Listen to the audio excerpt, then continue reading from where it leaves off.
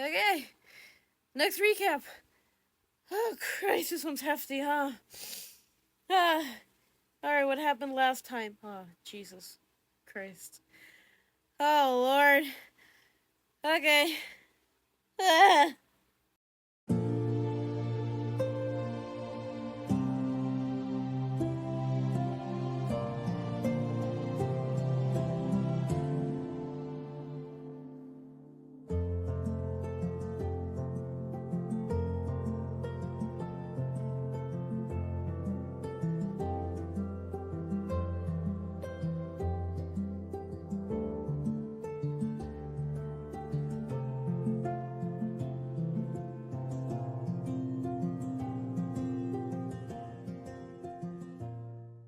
But when does a comet become a meteor? When does a candle become a blaze? When does a man become a monster? When does a ripple become a tidal wave? When does the reason become the blame? When does a man become a monster? When does a comet become a meteor? When does a candle become a flame? When does a man become a monster? When does a man become a monster?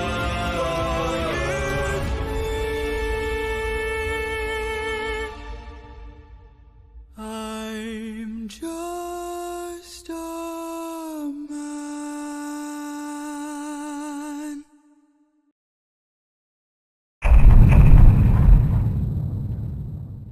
Alright, so at the time of recording this, it's been like, what, 3-4 sessions since the hiatus? But whatever, I'm gonna try and summarize literally everything as best as I can because something is wrong. So it's the next morning, and the party wakes up, and we eat breakfast, we discuss food amongst Jared's family. It's very nice, very cute. Jared's dad and sister have to leave for war, and Jared's mom is very saddened by it, and Jared attempts to comfort his mom, like, hey, don't worry, Pookie. We'll be fine. We'll come back safe and sound. And we all say goodbye to his mom, to his devil dog, Bear, and we make our way to the World Tree. Along the way, we meet this owling guy named Lunaris Veneruk, and let's just say he's autistic like Lorelai. He's just like me, for real. And he actually takes us to the World Tree. He walks us inside. We're inside the World Tree. Lunaris takes us up to the top floor. The drag commander looks at us and she's like, oh, my sister told me about you guys. Alright. And we go inside this portal to talk to the Archdruids. The World Tree does some fuckery to Kerr and holds him in place. And we try to, like, get into his mind, but, Jared is unsuccessful. All he sees is a baby Noel crying, and then gets blasted back to reality. So we have no choice but to talk to the Archdruids without him. Which we do. Archdruid Aristine and Archdruid Safade.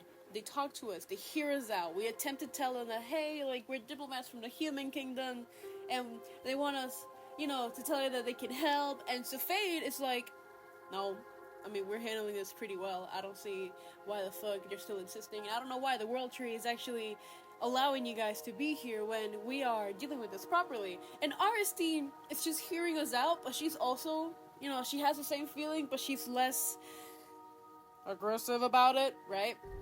And, let's just say, it went as well as it could. We made a deal. If we can talk to this hag in the Dark Woods and free this saloon temple, we can prove our loyalty to them, and they will let us help. Which, of course, once they mention the hag, her name is Auntie Nada, Jared hears the Timekeeper's clock chime in his head, meaning this is one of the things that the Timekeeper has us to do. Because in the beginning of the campaign, Act 2, Timekeeper gave us some missions to do in order to defeat Gradget. And Jared has to talk to a hag, which he doesn't want to. Why? I don't know. We'll find out eventually. But we did ask them, hey, can you help us get armor and a weapon for our friend? And after a lot of hesitation, They say yes, we can find this ancient paladin somewhere, and Saloon herself actually sends a comet with a weapon inside because she wants us to right our wrongs. AKA, she's calling us out for almost unleashing the ancient evil in Act 1, so oopsies. But anyways, that's our mission. That's what we gotta do. We leave, but then we're like, hey, what do we do about Kerr? And so Jared doesn't want to attempt that again.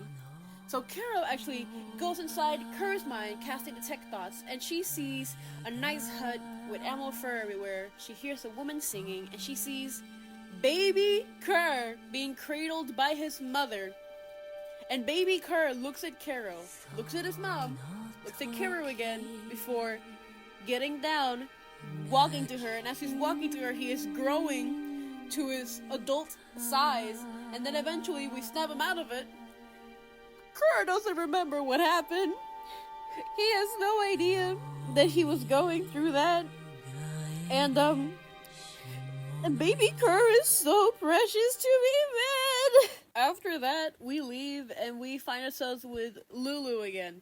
And Lulu finds out that we're more than just an ensemble from the human kingdom, so we're more than just quote-unquote celebrities. So he has an idea of what we are, and he asks us to like do something with the comet, and we're like, Bestie, you're gonna shit yourself, so we have to deal with that actually. And he's like, wonderful. Also, you heard it here, folks. Carol doesn't trust autistic people because she was very suspicious of Lunaris when he offered to walk us out of the world tree. She just found that very suspicious, and Lulu left us. He felt bad. How fucking dare you, bitch? But anyways, as we're walking, we tell Kerr what's happened. Like, yeah, we're gonna get you armor, we're gonna find you a weapon, and we're gonna talk to this hag. And also, the party was running low on rations, except for Lorelai, so we shared them. And apparently, this travel is gonna take us, like, the whole day, actually, so we just started walking. Also, mind you, it was raining, like, it was hauling ass, because the world tree needs water, so we got pretty wet. But hey, as we traveled, we were fine, we were Gucci. And we found ourselves in front of these magical stones, which made Jared's skin feel weird, but whatever. We find this bigger magical stone where the ancient paladin came out, and he didn't like that we were making an armor for an owl, but he cooperated. He was pretty chill. He had us come to him and tell him our thoughts and feelings about Kerr, which apparently our thoughts and feelings about Kerr built the armor. And it was so cool, and I wish I could animate it, but I needed a break. But anyways, Kerr has armor. Kerr has fucking armor, baby! We're then allowed to, like, rest up at the place. We chill. Lorelai takes a dip in the ocean, which apparently, I don't know if it's because the ocean was cold or the fact that the moon was shining so brightly that Saloon was looking down upon him that his tattoos were glowing. But I don't know. Jared, Kerr, and Kara were chilling out. We learned some Kerr lore that, hey, he fought here in Nadia against the Guardian and lost 30 of his pack. 5 of them were his friends. 3 of them love to play music, and he's sad that no one will hear the songs again. Jared feels bad, but Kerr knows that Jared's doing his best to show him the good in Faye. And it was nice. It was so nice. But we sleep, we rest up, we wake up. Kira's Latina. Anyway, we wake up, we start traveling, and during the travels, Lorelai sees something in the bushes. A tall, gray, humanoid figure. He snuck up on it, poked it, and said, "Hello," and it ran away, never to be seen again. I don't know what that was about. So now, he tells the party, and now we have to be on the lookout for either another changeling, or a doppelganger. Fun! But anyway, we travel. And as we're traveling, our environment gets weird, all wonky and shit. Maybe it's a comet. No. I don't really know what happened here. But we find ourselves in this fleshy mound or something. Like, there's tree roots made out of skin. That's the world tree, apparently. And there's this giant fucking pyramid in the center. And as we're walking, the imprisoned one rises up from God knows where, from, like, the ground's asshole. Kerr freaks out, we all freak out, and we go inside the pyramid. And eventually we're like, hey, so you know the thing that ended the world? Yeah, that was it, buddy. That thing's supposed to be dead. But, hey, we moved on, because we're at the comet, and we got his weapon. And with the power of friendship, we pulled out the sword. And now, our beloved paladin has armor and a sword from Saloon herself. And this is where the party decides, hey, we should rest up. Let's leave, let's set camp. And things were fine, right? Wrong! You wanna know what's happening? At the same time, we're going to Sangal, and we're looking at Biram. We love Biram, and he's just walking down the halls and shit, chilling out. His sister's God knows where. And he goes to a room, cause this school place is like Hogwarts. They got houses and shit. He goes into this room, starts drawing, while there's a lady cooking for him. And Biram just gets this carnal urge. Like, he just stops drawing, starts snarling, he's drooling, and attacks this chef. And that's all that happened. That's all we know so far. So far. But, back to the party. We're chilling, we're resting. Jared decided to go back to the comet to just, like, spend an hour there. Because the comet has, like, this mist that changes his color. And he's like, ooh, sparkly colors. But he's mostly there to give a prayer to Saloon, thanking her for, hey, like, yeah, thank you for giving us this blessing, and thank you for having our back. And it just, like, mostly stayed there for, like, the entire hour, messing with the sparkly colors on his skin. While that's happening, Karaka and Lorelai are just camping out. Lorelai attempts to, like, climb a tree to scout the place, but the trees don't let him climb up. They push him down, which is weird. But, hey, what the fuck do I know, right? Lorelai scouts, and nothing seems to be following us. We're safe, and we're secure. And Kara, on the other hand, because she has a hyperfixation with poison, actually, she wants to make a poison, because she's got a poisons kit. However, she did know that there's, like, some wild animals here, like a venomous snake, and she could ask Kerr for help. So she goes over to Kerr, and she finds Kerr looking at his sword, disassociating, and he's just quiet. Carol catches his attention, and he then apologizes because, like, yeah, like, I'm sorry, I'm fine though, I'm fine, I'm Gucci. And Carol knows he's not Gucci, so she's like, sweetie, what's going on? And Kurt just casually tells her, you know, my patron, he just wants to see this place burn. He keeps howling at me, like, he just wants me to do damage. And Kara's like, oh, baby. And of course, it's really worrying. That's very worrisome. We can't do shit about Ignactu, but, you know, Caro is his wife, and she wants to do her best to help him. Of course, of course. And Kerr didn't want to, like, sour her mood, because he noticed. And so Caro, to hopefully lighten up the mood and change the topic, she asked him for help with the poison stuff, and Kerr's like, sweetie, we can't split up. I mean, I think that's a bad idea. I think we should just stay here. And we did. And the rest of the hour was spent with the party essentially messing with each other. Just tickling Lorelai, tickling Caro. We eventually tried tickling Jared because he came around, but he was not tickled. In fact, Kerr just put his entire body weight on him. And it was nice. It was very Gucci. And we rested up for the night. And, something happens. Kara wakes up and she doesn't find her husband in the tent asleep. If anything, she finds her husband outside, sitting where the campfire was on, and he was just watching it die out. His leg was bouncing anxiously, and he was practically sinking his claws into his neck. She calls out to him, and she sees a look that we haven't seen on his face in a while. Bloodlust and fury. Which is concerning. And when Kara tries to get close, Kerr backs the fuck up. And he's like, I don't know what's happening. I don't know what's going on with me. Like, something's very wrong, and I'm scared. Like, I had to leave. I saw you asleep. And I just had to leave the tent. My patron just keeps yelling at me, and I don't know what to do. And Carol's, like, trying to comfort him, telling him, like, hey, it's gonna be okay. Like, we'll figure this out. And he's like, no, it won't. Like, you don't know what's going on either. And, and Carol, there was like, let me heal you at least. And he allows his wife to get close to him to heal him. And as he's getting healed, he is repeating the wedding vows to himself over and over again to remind himself that he is a protector and not some barbaric piece of shit. After that, we wake up, we eat food. Kerr doesn't leave his tent immediately because, you know, shit happened. Lorelai and Jared take notice, of course, and Caro just playing it off as, oh, he's just tired. He'll just need some more time. And of course we eat that shit up. Caro gives Kerr his food, and Kerr's like, Caro, I need you to hold me. And it's so sad.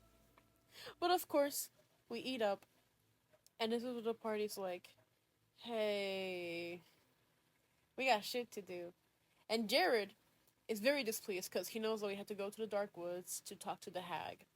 And so as we're walking there, he sounds like a broken record, but he is urging us that, hey, hags may offer you a deal of the lifetime. Don't fucking listen to it. It is a lie. Don't listen to it, alright? And so we're like, alright, we're Gucci, relax, alright, we get it. We get it. And so we're walking there, we're chilling, right? Very nervous, of course. And we arrive to the dark woods. Everyone is on the lookout. And then we get jumped. We get jumped by tribals. I'm not even shitting you. They're literally tribals. Because I don't even know what the fuck they are. They seem to be humanoid for sure. And they got tribal stuff for sure. They got skulls on their heads and shit. Whether it's animals or human skulls. They got shit on their heads. And we got jumped. And the combat went, as you can imagine. We looked like we were winning. We thought it was gonna end before 2 extra enemies popped out, which were witches actually, started casting spells. Which, very scary, because Jared got hit with a ray sickness. Caro got hit with Tasha's hideous laughter. And it was scary. But you know what's even scarier? The fact that the entire fight, Kerr was tweaking. And he was fighting recklessly, the same way he was fighting when we first met him. It got to a point where we would attack the same enemy, and he would yell at the party saying, hey, that's my kill. But he's saying that in null, and only his wife can understand that. Only his wife knows what he's saying. But of course, the party, having context clues, can understand that, hey, he wants to deal with this. Alright. So the fight continues, and we thought it was gonna be done. Until this one big guy comes out of nowhere, and Kerr starts killing him, just starts throwing hands with him and shit. And it's just looking scary. It's just looking really fucking scary. But of course, eventually, combat's over. And it ends with Caro killing the last guy that Kerr tried to kill. And you know what Kerr did? You know what Kerr did? He started yelling at his wife, saying that, hey, that was my fucking kill. What gives? And of course, Caro is standing there shocked. And she's trying not to be angry. And she's like, hey, I don't really know what's going on with you, but we're a team, alright? And Kerr, without a word, just walks off, cuts a tree in half, and just waits. And of course, we go up to Jared like, hey, like, you okay, bro? Like, that was awful. And Jared's like, physically I'm fine, mentally I need a moment. So of course, Jared heals himself to full, but Caro helps us using her aura of vitality, healing him and Lorelai and herself to full. Then, of course, Lorelai asks Kerr, hey, like, you okay, buddy? And Kerr's like, we need to move. Like, we need to get on the move. And we're like, bestie, like, give us a break. Jared, like, puked his guts out, and he's like, yeah, but didn't he heal himself? Didn't she heal the two of you and herself? I mean, we're strong enough. The more time we waste, the more grudge it does, you know? Like, we have to fucking move.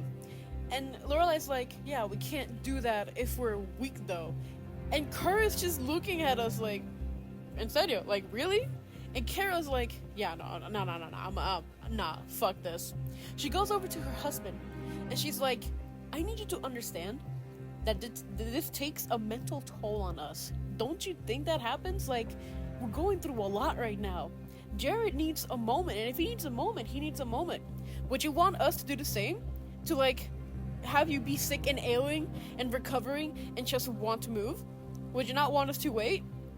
Curtin snaps out of it, and he is in shock, and he regrets what he said, and he's like, I don't know what came over me, I'm sorry.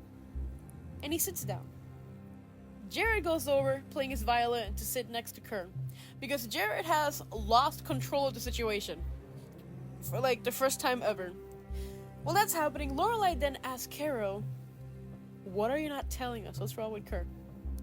Caro takes Lorelai to a corner and it finally tells him that, hey, so ever since we've been here, he's been tweaking lately. Like, his patron has been biting at him and shit.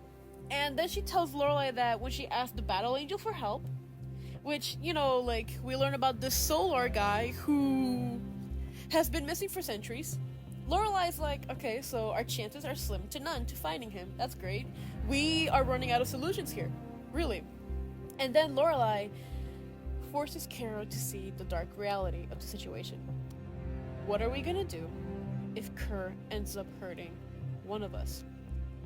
And for the first time, Caro is lost on what to do. And it's very scary. But wait, there's more! Of course there's more! We have a follow-up on Biram. We're looking at Eleanor's eyes as she's walking down the halls where the Silver Company soldiers running. She pushes him aside, walks in the room, and she finds Chef holding her arm bleeding, asking for a cleric, saying that, hey, like, this kid attacked me for no fucking reason. Biram is in the corner with a Silver Company soldier crying, and Eleanor is like, hey, like, I don't know what happened, but you don't attack people this way. And Biram is crying, saying, I don't know what happened. I didn't mean to. I really don't know what happened. And Eleanor tries to reach out to him, trying to comfort him, like, yeah, like, I'm aware, but you don't do that. And Biram just starts wailing and crying for his mom. And it's very heartbreaking. And I wish it ended there, because it's another cutscene. I don't know whose lenses we're looking at, but it's some guy running in the woods, injured and shit, hearing people die. He gets struck with an arrow. Like, many arrows. One on his leg, and one pinning him to the floor. And then, this woman walks up to him with a long bow that arches over her head. She crouches down. All he sees is a sinister smile on her face, and all she says to him is, "You didn't tell me he came back." And if it wasn't obvious, that's Jared's psycho fucking ex. Oh, yeah, almost forgot. After the first session where we were gonna talk to the archdruids and we were about to leave and whatnot, there was another after credits scene. So Father Karras now has an army of Hell Knights looking for the party, specifically looking for Caro, and he knows that we were under Gradget's presence. Yeah, I forgot about that. Okay, so back to reality. So, it gets pretty dark, and we have to start setting up camp in the dark woods, and we're keeping watch.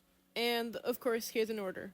Kira goes up first with her 120 dark vision, and so far, nothing really eventful happens, except she sees this very, interesting monkey-like creature that holds a staff, wears a mask, and has runes on its, outfit.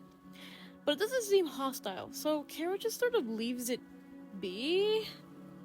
And then it's Lorelai's turn. On Lorelai's turn, he sees this group of tribals, actually. He hears a woman singing and sees this group of tribals approaching, and he's like, okay, what the fuck? He doesn't really do anything because he wants to see what they're doing. But of course, one aims their spear at him, and two of them hold their daggers, and he's like, oh my god, they're gonna attack. Okay, don't do anything, don't wake anybody up, like, just keep watch. They obviously attack him, he nearly gets bodied, and he calls out for the party, interrupting a long rest. So you can assume that we were fighting these guys. We were getting bodied, but hey, we fought them, we killed them.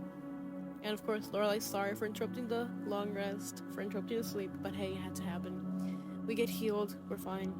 Lorelai continues to watch. Nothing else happens except he sees a glowing light in the distance, and it's whispering, will you help us? Please, help us. Save us. And Lorelai is like, I kind of want to follow it, because what if it's someone in trouble? But also, I kind of don't know what it is, and I don't want to wake anybody else up, and I don't want to get separated. So he stays in camp. And he eventually finishes his watch, gets Kurt, and tells him, hey, so the only thing that came around after was this glowing light whispering, begging people to help them, but I didn't really go to it. I didn't know what to do. And Kurt's like, thanks, man. On Kurt's watch, I think it's safe to say we had visitors. But he woke Jared up. And Jared wakes up to see Kurt bloodied and shit, and he's like, whoa. And Kurt tells him, hey, yeah, we had visitors. I had taken care of them, it's fine. Jared then heals Kurt, seeing that he was hit with poison, magic spells and whatnot, eldritch blasts. He was not good. And apparently the visitors were tribals, but they were different tribals, not the ones with the weird skull masks. Yeah. But eventually we sleep, and it's Jared's turn. On Jared's watch, same fucking thing. The little glowing light, beckoning to be helped. Except Jared willingly ignores it, because he knows what those are. He knows what those glowing yellow balls are. He's not gonna deal with it, and he ignores it. Eventually, everything goes well. We wake up. It's time to meet the hag. And on our way, we are lucky to avoid a tribal group fighting fake creatures within the dark woods. And eventually, we see a breakage in the woods. And Carol, noticing that there's dark runes, meaning this is a ward, she destroys it with her magic. And finally, it was time for the party to go meet this hag.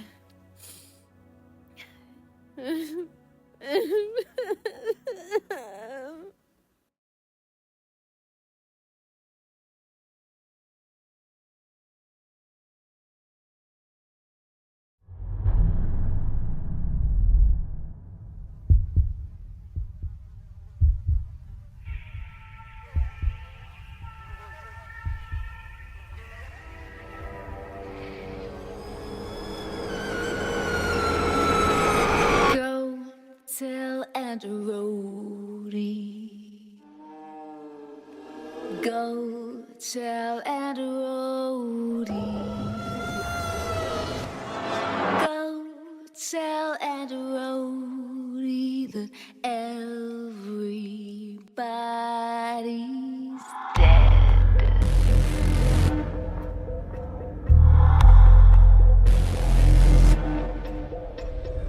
I was raised in a deep dark hole, a prisoner with no parole. They locked me up and took my soul.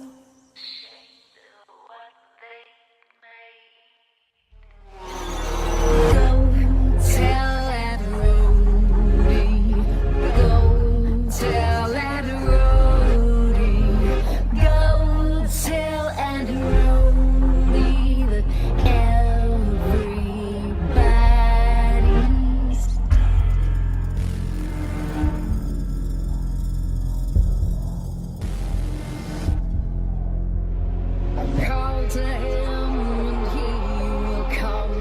She'll run to him like he's the one. His arms outstretched, but when she's done,